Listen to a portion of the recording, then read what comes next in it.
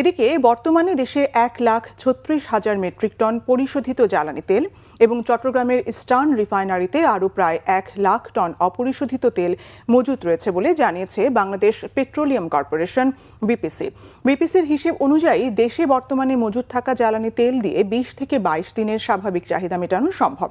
সেই সঙ্গে পাইপলাইনে থাকা নতুন জাহাজগুলো নিয়মিতই দেশে পৌঁছানোর ফলে তেলের মজুত ও সরবরাহের ধারাবাহিকতা অক্ষুণ্ণ থাকবে বলে জানিয়েছে বিপিসি। সংস্থাটি বলছে, কিছু অসাধু চক্র ব্যক্তিগত স্বার্থ হাসিলের উদ্দেশ্যে এবং কৃত্রিম সংকট সৃষ্টির লক্ষ্যে বাজারে আতঙ্ক ছড়ানোর অপচেষ্টা করছে।